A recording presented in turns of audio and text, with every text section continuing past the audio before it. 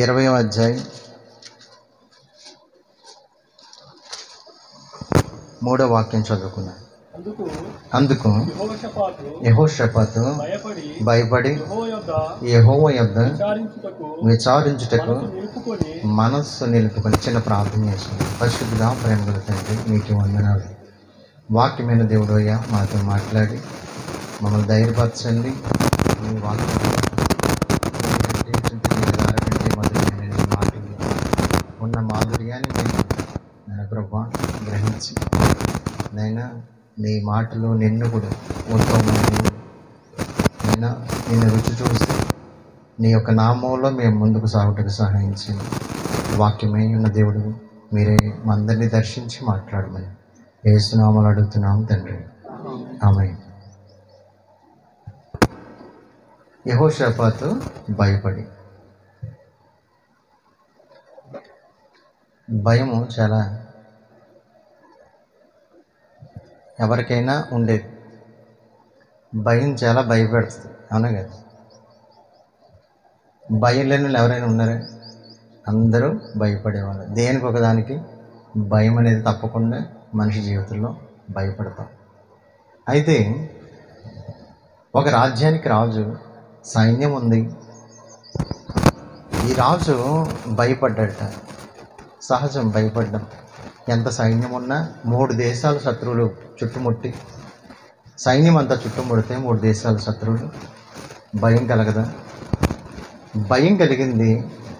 భయం అనేది మనిషికి వస్తుంది, కానీ ఆ భయంలో తీసుకునే నిర్ణయాలు బట్టే మన జీవితము ముందుకు సాగుతుంది. ఎప్పుడైతే భయం మనలోకి వచ్చిందో ఆ భయాన్ని ఎలా నియంత్రించాలి, ఆ భయాన్ని మనం ఎలా జయించాలి, ఆ భయాన్ని మనం ఎలాగ బయటికి వెళ్ళగొట్టాలనేది చాలా ప్రాముఖ్యమైనది. నేను ధైర్యపరిచేవాడు దేవుడైతే సాతాను ఏం చేస్తాడట? నిన్ను కృంగదీసి భయపెట్టి నిన్ను అధోల పాతాళానికి దించేస్తాడు. అందుకే మీరు భయం గుప్పిట్లోకి వెళ్ళకూడదు. భయం యొక్క ఆ యొక్క నేలలోకి మనం వెళ్ళకూడదని దేవుడు కోరుకుంటున్నాడు.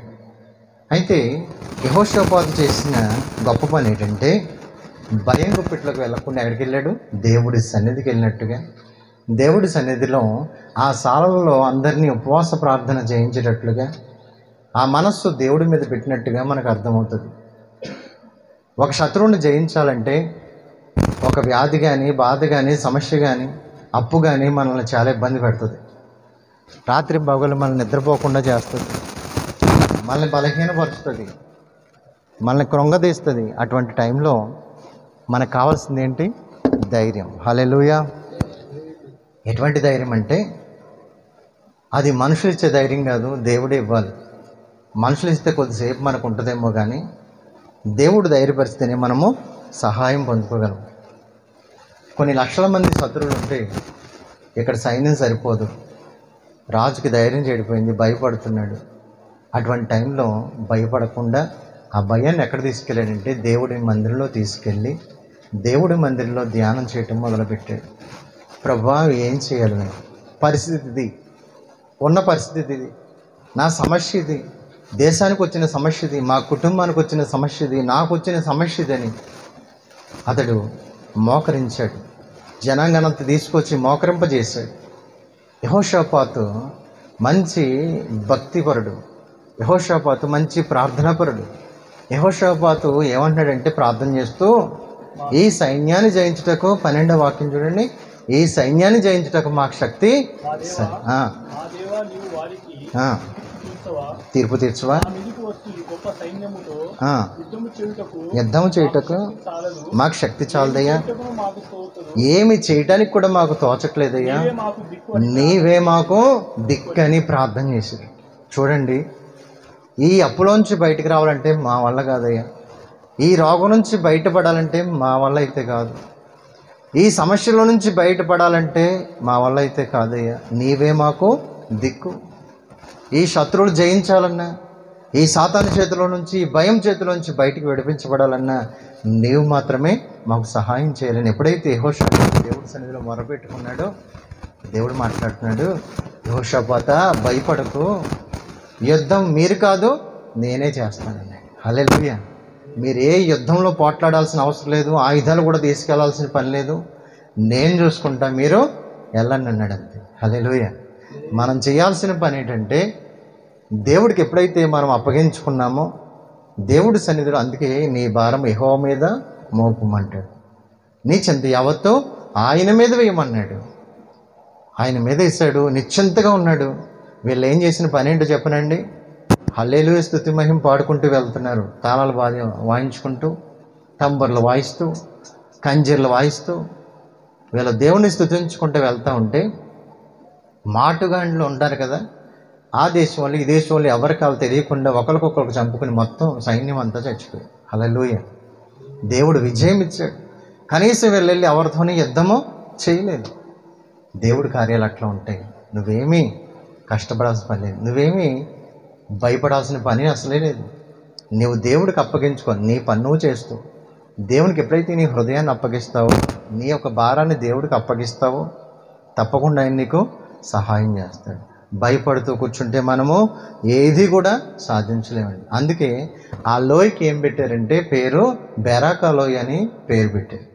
ఆ బెరాకా లోయ అంటే అర్థం ఏంటి? స్తుతి, ఆశీర్వాదం. నువ్వు భయపడ్డ వాళ్ళ మనిషికి ఊరు వస్తుంది.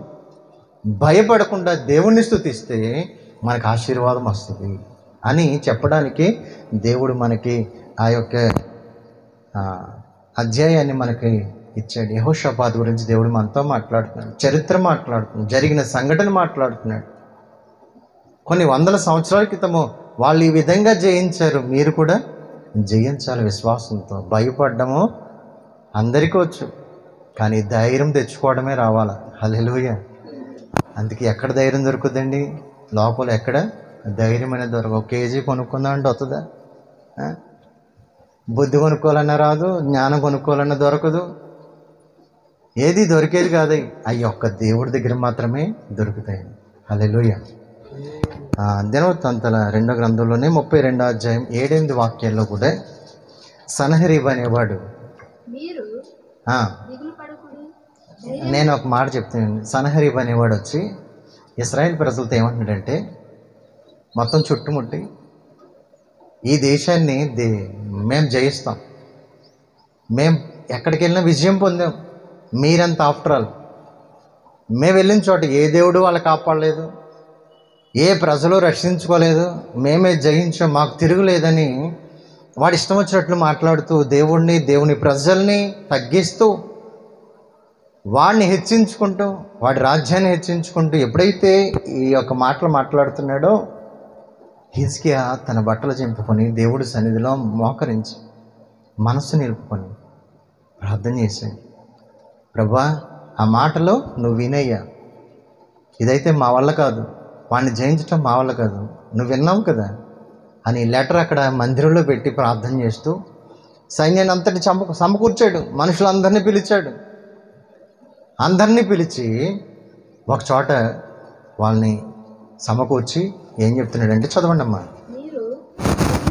మీరు దిగులు పడకండి, ధైర్యం విడిచిపెట్టకండి, అర్షూరు రాజుకైనను అతనితో కూడా సైన్యం అంతటికైనా మీరు భయపడవద్దు, విస్మయం అందవద్దు, అతనిని కలిగి ఉన్న సహాయము కంటే ఎక్కువ సహాయం మనకు కలదు, మాంస సంబంధమైన బాహువే అతనికి అండ, మనకు సహాయం చేయటానికి, మన యుద్ధంలో జరిగించటానికి మన దేవుడైన యెహోవా మనకు తోడుగా ఉన్నాడని. హల్లెలూయా. ఏమని ధైర్యం చెప్పాడు? వాళ్ళ మాంసం బలం చూస్తున్నారేమో, వాళ్ళ సైన్యం ఆయుధాలు చూస్తున్నారేమో, ఏమీ చూడకండి. మన దేవుడు ఎవరనుకున్నారు? ఆయన సైన్యములకు అధిపతి, ఆయన మనకు తోడై ఉన్నాడు. మనకేదో శరీరాలు బలము కాదు కావాల్సింది, మన యుద్ధం చేసేది శరీర సంబంధంతో కాదు, దేవునికి అప్పగిస్తే దేవుడే చేస్తాడని ఎప్పుడైతే హిజ్కియా వాళ్ళకి బోధించాడో వెంటనే వాళ్ళంట హిజ్కియా చెప్పిన మాటల యందు లక్ష్యం ఉంచినట్లుగా చూస్తాం. నమ్మారు. నమ్ముటి నీ వాళ్ళైతే నమ్మవానికి సమస్య. దేవుడి మాటలు ఎప్పుడైతే నమ్మారో వాళ్ళకి ధైర్యం వచ్చేసింది. ధైర్యం వచ్చేస్తే ఆ రోజు రాత్రి జరిగిన పని ఏంటంటే, ఒక్క రాత్రిలోనే 185,000 మంది శత్రువుల్ని దేవుడు సంహరించి ఒక దేవదూతను పంపించి. చూడండి దేవుడు అద్భుతం. మనం భయపడితే ఏమొస్తుందట? ఉరి వస్తుంది. భయపడకుండా ధైర్యంగా ఉంటే దేవుడి కార్యము మనం చూస్తాం. హల్లెలూయా. సాతాను యొక్క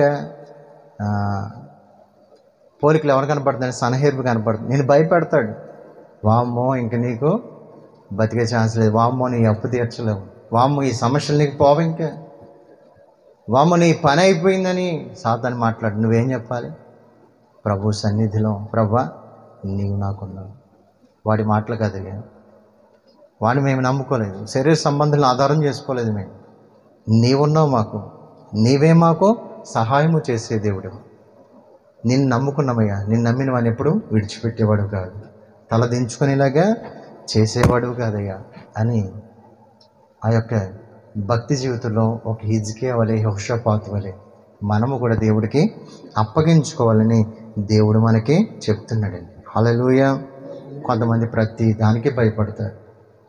ఎవరైనా తుమ్మితే భయం, దగ్గితే భయం, తలనొప్పి వస్తే భయం. తలనొప్పి వస్తే ఏమనిపిస్తుంది? ఏదో బ్రెయిన్ వచ్చిందేమో, తల ఏదన్నా గడ్డ వచ్చేసిందేమో, లేకపోతే నరాలైనా పగిలిపోయినాయేమో. కొంతమంది నిద్రపోరు, ఇలాగే ఆలోచన చేస్తూ ఉంటారు. మన సంఘంలో కొంతమంది ఉన్నారు, భయపడుతూనే వాళ్ళ జీవితాలు చాలా భయపడుతూనే ఉంటారు. సాతాను ఏం చేస్తాడు? ఇంకా భయపెడతాడు. కొంతమందికి ఏదైనా చిన్న నొప్పి వస్తే గుండెలు ఏదో అయిపోయింది, ఇంకా జాగ్రత్త పిల్లలు, అది జాగ్రత్త, ఇవన్నీ జాగ్రత్త అని చెప్తూ ఉంటారు కొంతమంది. భయం. ఎందుకు టెస్ట్ చేసి ఇవన్నీ చేసి ఈసీజీ తీసి ఇవన్నీ చేస్తే ఏమవుతుంది? నార్మల్ రిపోర్ట్ వచ్చాక అమ్మాయి. దేవుడు మాట నమ్మరు కానీ దేవుడు ఏమంటాడు?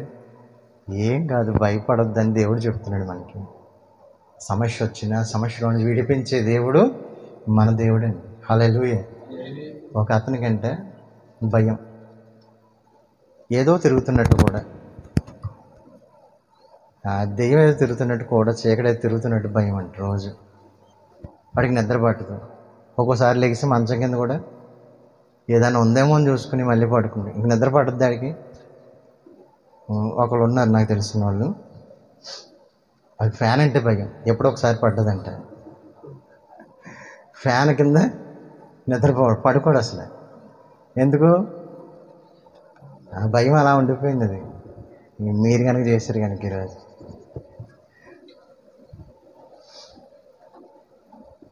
ఇతనికి ఎప్పుడైతే భయం, ఆ మంచం కింద ఏదైనా దెయ్యం ఉందేమో, నేను నిద్రపోయేవాడు కాదు. ఎన్ని మందులు వేసిన, ఏ డాక్టర్ దగ్గరికి వెళ్ళినా ఇది నయం కావట్లే. ఒకరోజు ఆ డాక్టర్ మరి ఇంకో కొత్త డాక్టర్ వచ్చాడు. వస్తే ఈలోగా ఇతను వెళ్ళాడు. ఇది సమస్య, నాకు ఎంతమంది డాక్టర్ల దగ్గరికి వెళ్ళినా నాకు ఇది పని అంటే, ఆ డాక్టర్ సలహా చెప్పారు. ఇది మంచిగా ఉన్నాడు. పాత డాక్టర్ అడుగుతుంది, ఏమైంది నీకంటే, కొత్త డాక్టర్ సలహా ఇచ్చారండి. ఏంటో సలహా? ఏమైంది? నువ్వు మంచిగా అయిపోయావు కదంటే, నీ మంచానికి ఉన్న 4 కాళ్ళు కోసేయి, మంచిగా నిద్రపడుతుంది, నీకు కిందకు ఉంటుంది, మంచం కిందకి ఏది. హల్లెలూయా. 4 కోళ్ళు ఏం చేశాడు? 4 కాళ్ళు కోసేయి. అలా ఉంటుంది. భయం ఏం చేద్ది? నిద్ర లేకుండా చేస్తుంది. భయం మనల్ని ఎటువంటి ధైర్యం లేకుండా చేసి, మనల్ని పిరికి వాళ్ళు చేసి. అందుకే దేవుడు వాక్యం అంటుంది, నిన్ను పిరికితనం గల ఆత్మని దేవుడు మనకి ఇవ్వలేదు. ఇంద్రియ శక్తి గల, ధైర్యం గల ఆత్మని ఇచ్చాడు, కానీ పిరికితనం గల ఆత్మని దేవుడు మనకి ఇవ్వలేదు. భయపడే ఆత్మని ఎవరిచ్చారు? దురాత్మ, దెయ్యం ఇచ్చేది. కానీ ధైర్యపరిచే ఆత్మనిచ్చేది దేవుడు మాత్రమే. హల్లెలూయా. ఏదైనా సరే, ఏ సమస్య వచ్చినా సరే, ఏదొచ్చినా సరే మన జీవితంలో దేవుడికి అప్పగించి, మనుషులకు భయపడకూడదు. మనుషులకు భయపడే, ఏ సమస్యకు భయపడక్కర్లేదు. దేవుడు వాగ్దానాలు మనం గుర్తు చేసుకుంటూ దేవుళ్ళలో సాగటమే ఉన్నతమైన కృప. గిద్యోను గురించి మనకు తెలుసు. గిద్యోను దేవుడు ఏమన్నాడు? అసలే పిరికోడు. ఎక్కడున్నాడు? గానుగ చాటున గోధుమలు దొలగొట్టుకుంటున్నాడు. దేవుడు ఏమని పిలిచాడు? గిద్యోన్, పరాక్రమం గల బలాఢ్యుడా అని పిలిస్తే వణుకుతున్నాడు. పాపం ఏ శత్రువు వచ్చాడు?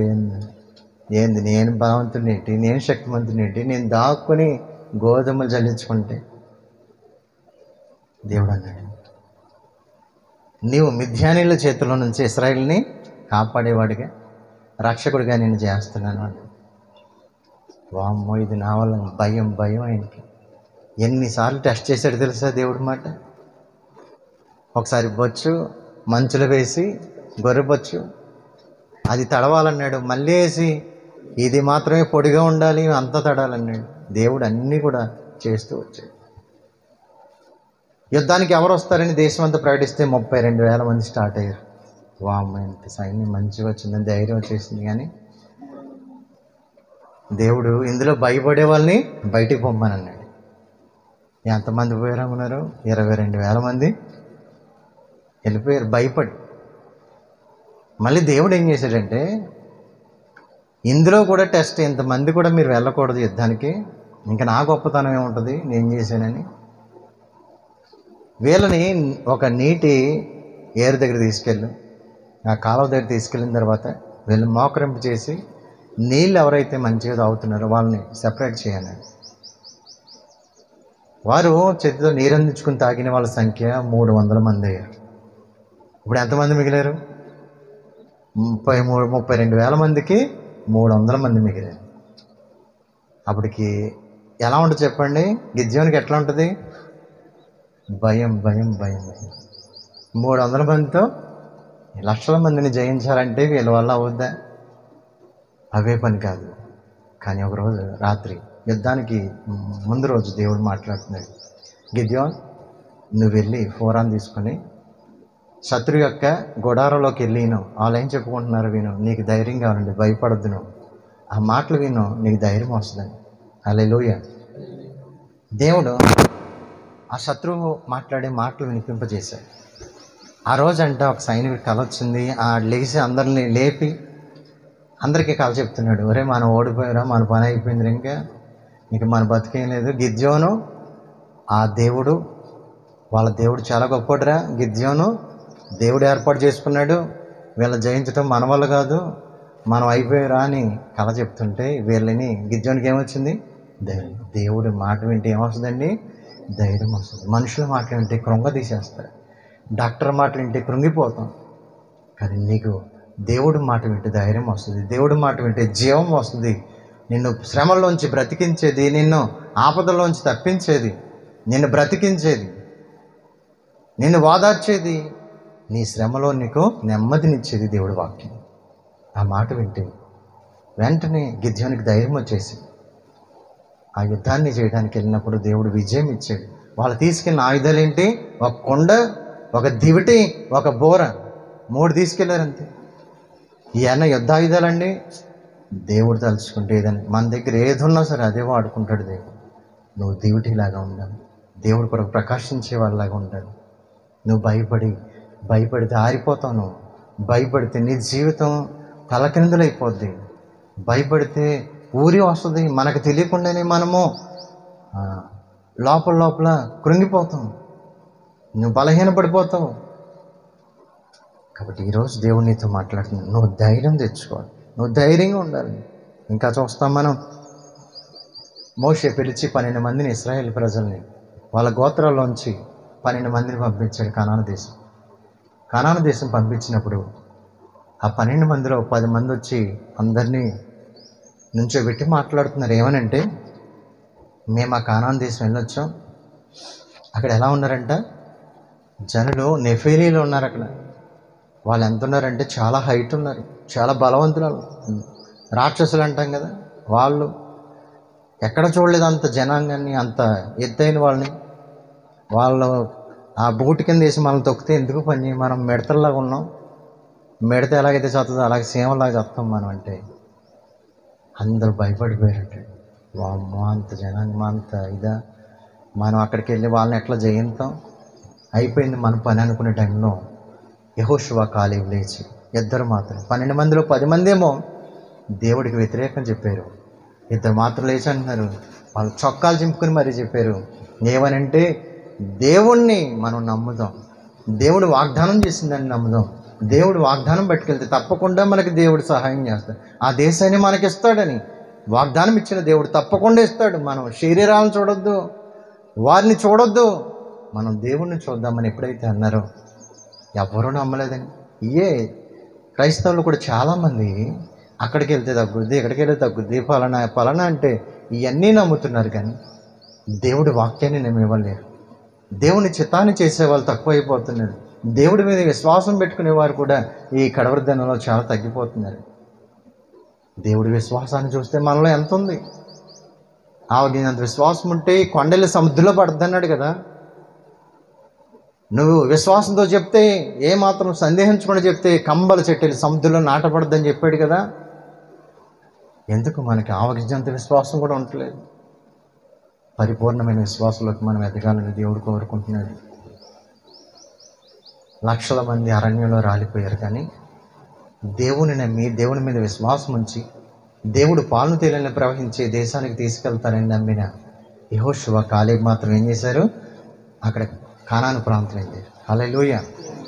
లక్షల మంది రాలిపోయారు, కానీ నమ్మిన ఇద్దరు మాత్రము ఆ కానాను ప్రాంతానికి వెళ్ళారు, ఆ స్వాస్థ్యాన్ని పొందుకున్నారు. దేవుడి మాటని నమ్మిన ఆ యొక్క ఇద్దరు మాత్రమే స్వతంత్రించుకున్నారు. 12 సంవత్సరాల నుంచి రక్తస్రావం గల స్త్రీ యేసుప్రభు వెనకాలే వచ్చి వస్త్రం చెంగు ముట్టుకుంటే ఆమె బాగుపడ్డది. కానీ అక్కడ చాలామంది యేసయ్యని తాకారు, వాళ్ళు ఎవరో బాగుపడలేదు. నమ్మింది ఆమె, భయపడలేదు.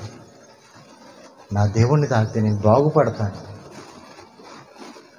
ఈ మధ్యాహ్నం వేళ నువ్వు దేవుణ్ణి కనుక విశ్వాసం ఉంచితే, దేవుడితో మనముంటే, దేవుడు తప్పకుండా మనల్ని ఉన్నతమైన ఆశీర్వాదంలోకి నడిపిస్తాడు. యోహాను సువార్త 12వ అధ్యాయం 42వ వాక్యంలో కొంతమంది మనుషులకు భయపడతారు. రక్షణ పొందమంటే వాళ్ళేమనుకుంటారు, వీళ్ళేమనుకుంటారు, వామో వీళ్ళు కూడా యేసు ప్రభువుని నమ్మేసుకున్నారా, నువ్వు దిగిపోయావమ్మా. చదువు 42. అయినను అధికారులు కూడా అనేక మంది యేసునందు విశ్వాసం ఉంచి వాళ్ళని ఎక్కడ వేలేస్తారో కులాల్లోంచి అని పరిసయ్యులకు భయపడి, అధికారులంట పరిసయ్యులకు భయపడి, జనాలకు భయపడి దేవుని వెంబడించడం మానేశారు.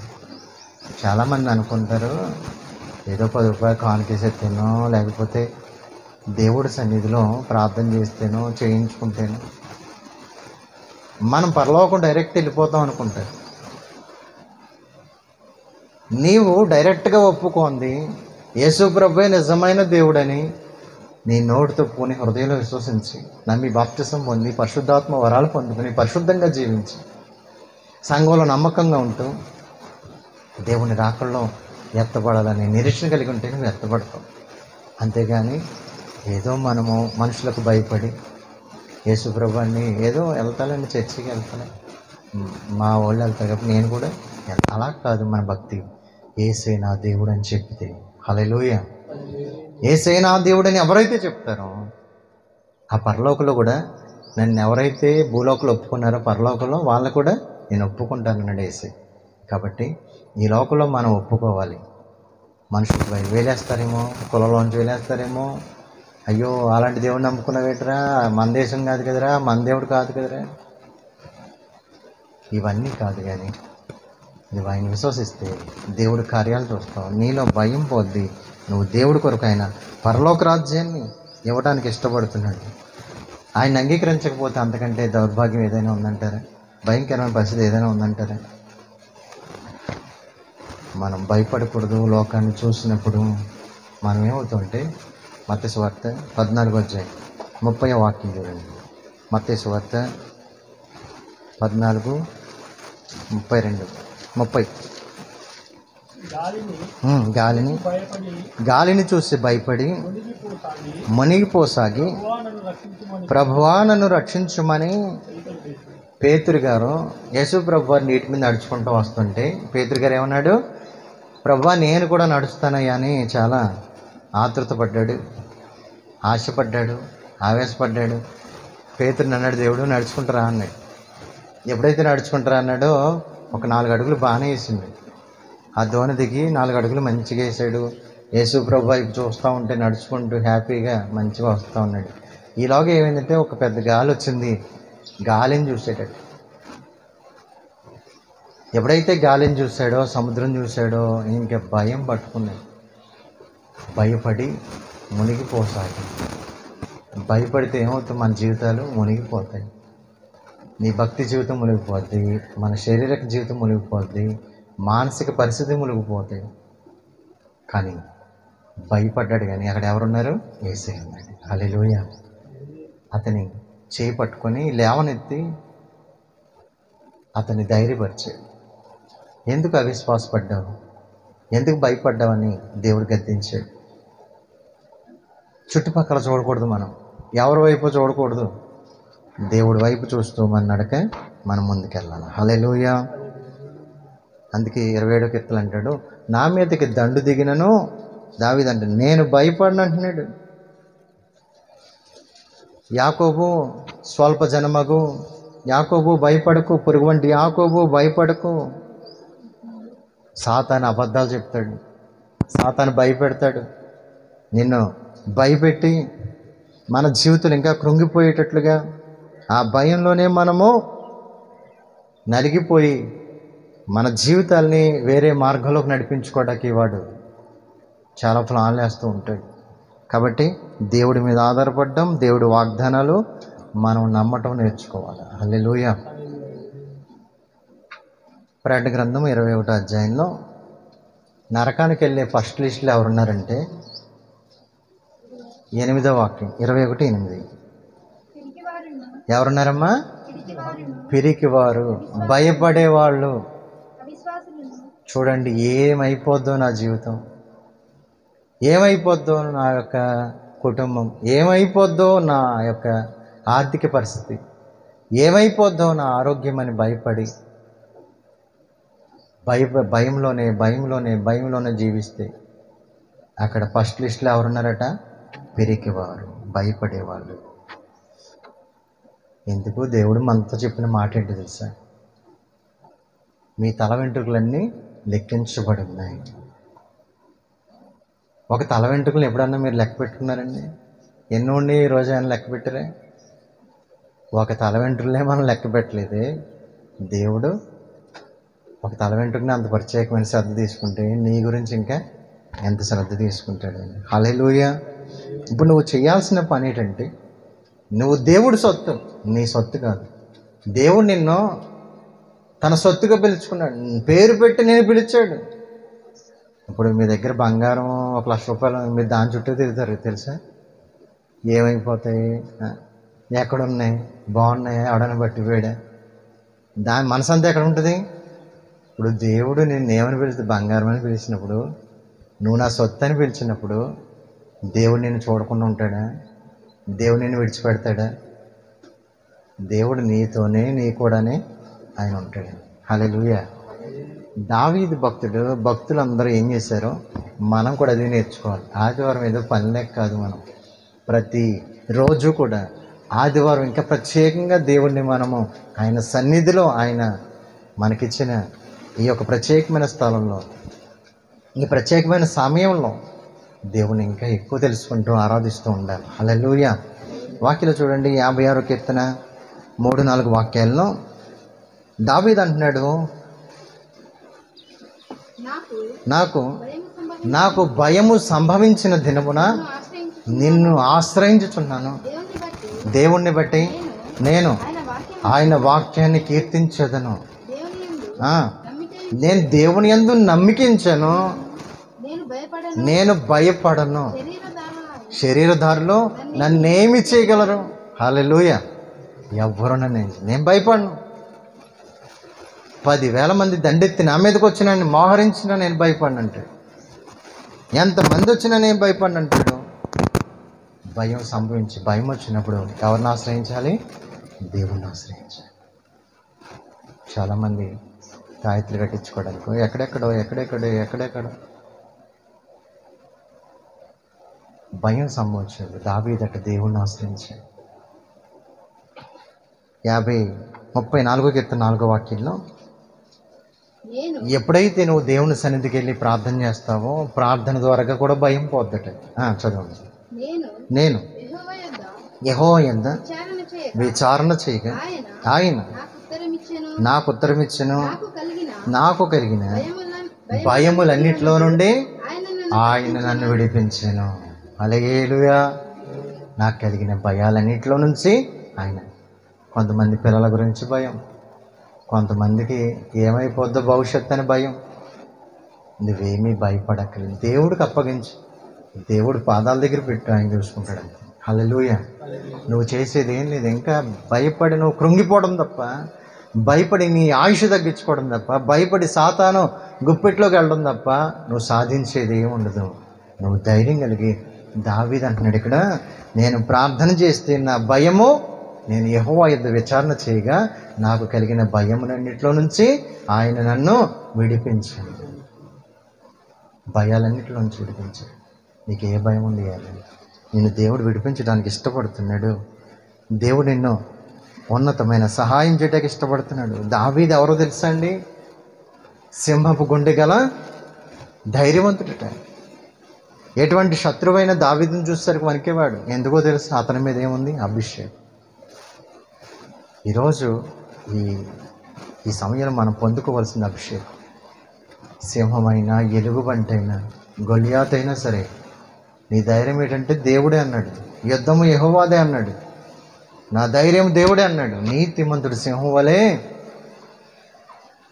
ఎలా అంటాడు? నీతిమంతుడు సింహం వలె ఉంటాడు. భయపడ్డాడు. ఎందుకంటే దుష్టుడంట 28 సామెతల కింద 28 అధ్యాయం మొదటి వాక్యాలు అంటాడు, సింహాలకే భయం పుట్టించిన లేదు, దుష్టుడు పారిపోవును. హల్లెలూయా. నీతిమంతుడు సింహం వల్ల ధైర్యంగా ఉంటాడు. దావీదు ధైర్యం ఏంటండి? దేవుడే. నా దేవుడు నన్ను అభిషేకించుకున్నాడు. ఆయన అభిషేకం గొప్ప. నాలో ఉన్నవాడు గొప్పవాడు. లోకంలో ఉన్నవాడికంటే నాలో ఉన్న దేవుడు గొప్పవాడు. ఈరోజు ఏ సమస్యని ఎవరన్నా ఎన్నో చెప్పారా? డాక్టర్ చెప్పాడా? మనుషులు చెప్పారా? ఇంక నువ్వు వేస్ట్ అని చెప్పాడా? ఇంక నీవు అప్పు తీర్చలేదని చెప్పారా? మనుషుల మాటలు నమ్మొద్దు, దేవుడి మీద ఆధారపడదాం. దేవుడు మనకి గొప్ప కార్యాలు చేయడానికి దేవుడే మనకి సహాయం చేస్తాడు. హల్లెలూయా. దావీదుకున్న ధైర్యము దేవుడే. ఈరోజు నువ్వు ఈ ధైర్యం అంతా కూడా దేవుడై ఉండాలి. శత్రుడు ఎంత చుట్టుముట్టినా నేను భయపడినన్నాడు. సింహం వచ్చినా భయపడలేదు, ఎలుగుబంటి వచ్చినా భయపడలేదు, గొలియాతు వచ్చినా చీల్చేసి. ఆ ధైర్యం ఎక్కడి నుంచి వచ్చింది? దేవుడే. గొలియాతు ఎంతండి, దావీదు ఎంత ఉన్నాడు? దేవుడే ధైర్యం. హల్లెలూయా. కాబట్టి 120 మంది అధికారులు ఎవరి మీద కక్ష కట్టారు? దానియేలు మీద కక్ష కట్టారు. 119 మంది, దానియేలుతో 120 కాబట్టి వీళ్ళందరూ కక్ష కట్టి దానియేలుని ఏం చేశారంటే సింహం బోల్లో వేశారు. దావీదు ఎక్కడ లొంగట్లేదు, ఒక ప్రార్థన దేవుడి దగ్గరే లొంగుతుంది. సాతాను కుట్రది, కృంగ తీసేద్దామని, చంపుదామని దానియేలుని కుట్ర చేసి సింహాల బోళ్ళు వేస్తే సింహాలు ఏమైనాయట? నీతివంతుడైన దానియేలు ముందు అవి కుక్క పిల్లలాగా ఉన్నాయి. హల్లెలూయా. సింహాలు కూడా నోళ్ళు మూసాడు దేవుడు. సింహం కంటే గొప్పవాడిగా దానియేలు కనపడుతున్నాడు అక్కడ. నీతిమంతుడు సింహం వలె ఉంటాడు. రాజుగారు తినే ఆహారం, ఆ పానీయాలు నేను తాగి దేవుడి కొరకు నిలబడతా. నేను నా దేవుడు చెప్పినట్టు నేను నడుస్తానని దేవుడి కోసం నిలబడ్డాడు దానియేలు. దానియేలు కోసం దేవుడు నిలబడ్డాడు. హల్లెలూయా. ఈ యొక్క మధ్యాహ్నం వేళ దేవుడు నీ కోసం నిలబడ్డానికి, నువ్వు దేవుడి కోసం నిలబడితే తప్పకుండా ఆయనకి సహాయం చేస్తాయి. హల్లెలూయా. యోబుకి ఏముంది? స్కెల్టన్ మాత్రమే మిగిలింది. కుటుంబం పోయింది, ఆరోగ్యం పోయింది, అసలు పురుగులు పట్టేస్తే ఒళ్ళంతా. వాటిని చిల్లపెంకి తీసుకొని బెండ మీద కూర్చొని గోపుని ఉంటే అందరికీ అసహ్యం వేసి దూరంగా పోయి వాసన చూడలేక అయిపోయిందిరా యోగ పరిస్థితి అయిపోయింది. దేవుడు అన్నాడు, ఇదన్నాడు, అదన్నాడు, అందరూ తిడుతున్నారు. భార్య కూడా కడక ఏమంది వచ్చి, ఇంక భక్తి ఏంది, ఇంకా చర్చ ఏంది, నువ్వు సావరాదు అని.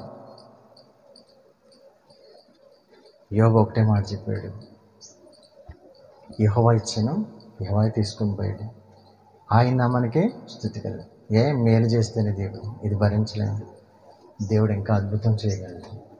అదే విశ్వాసంతో ఉన్నాడు. భయపడలే. ఎవ్వరికి భయపడి ఏ పరిస్థితి వచ్చినా కృంగిపోవాలి. 10 మంది పిల్లలు కళ్ళ ముందే చనిపోతే భయపడలేదు. ఆస్తి అంతా ఒక్కరోజే పోతే భయపడలేదు. తన ఆరోగ్యం అంతా కుళ్ళిపోతే భయపడలేదు. ఒకే ఒక ధైర్యం, నేను వెళ్ళే మార్గం దేవుడు తెలుసు, నా భక్తి ఏంటో దేవుడు తెలుసు, నేను ఎలా బ్రతుకుతున్నానో దేవుడు తెలుసు.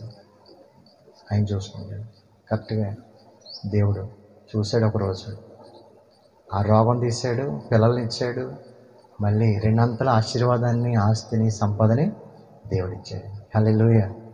హిజ్కియాతో దేవుడు మాట్లాడాడు, అయిపోయింది నీ పని అంటే. గోడ తట్టు తిరిగి, అయ్యా నేను ఎలా బ్రతికానో నీకు తెలియదా, నేనెంత భక్తి చేశాను నీకు, మందిరం అంటే అంత చచ్చిపోయాను నీకు తెలియదు, నా అన్ని పనుల కంటే మందిరాన్నే ముఖ్యంగా ఎంచాను కదా. దేవుడి దగ్గర ఏడిస్తే ఆ కన్నీరు చూసిన దేవుడు, హిజ్కియా నీ కన్నీరు చూసి నేను నిన్ను బాగు చేస్తాను, భయపడద్దు, ఇంకా 15 సంవత్సరాల ఆయుష్ నేను నీకు ఇస్తానని ధైర్యపరిచి, భయం వచ్చినప్పుడు, సమస్య వచ్చినప్పుడు, కష్టం వచ్చినప్పుడు, ఇబ్బంది వచ్చినప్పుడు, నిన్నెవరో చూడలేదా, నీకేం లేదా, పరిస్థితులు ఎలా ఉన్నాయని రోజు భయపడుతూ చేస్తున్నావా, కానీ నీకు నువ్వే కాదు, దేవుడి సన్నిధికి వెళ్ళి దేవునితో కూర్చుని, దేవా నా పరిస్థితి దయ్యా, యెహోషాపాతులాగా మనం దేవుడి దగ్గర మొరబెట్టుకుంటే చాలు, గొప్ప అద్భుతాలు చేయడానికి దేవుడు నీ పక్షంగా కార్యం చేయడానికి దేవుడు ఇష్టపడుతున్నాడు. ఎందుకంటే దేవుడు ఉన్నతమైన సహాయం చేసేవాడు. చూడండి 2 కొరింథీ 10:3-4 వాక్యాల్లో, ఏ శత్రువైనా సరే, ఏ రోగమైనా సరే, ఏ అప్పు అయినా సరే, ఏ సమస్యలైనా సరే, నీ ఎదుట ఏ దుర్గమైనా సరే, దేవుని ఎదుట 3-4 వాక్యాలు.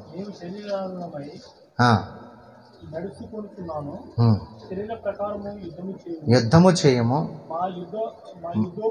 మా యుద్ధోపకరణములో శరీర సంబంధమైనవి కావు, దేవుని ఎదుట దుర్గములను పడద్రోయిజాలంతా బలము గలవై ఉన్నాయి. హల్లెలూయా. అధైర్యపడం, మేము ధైర్యంగా ఉంటాం, ఎందుకంటే మా దేవుడు ఎవరో మాకు తెలుసు. పౌలు అంటున్నాడు, నేను దేవుని చూశాను, దేవుని దర్శనం చూశాను, నేను ఎంత దుర్మార్గున్నాను, అయినా దేవుణ్ణి బట్టి నేను ధైర్యం తెచ్చుకుంటున్నాను. హల్లెలూయా.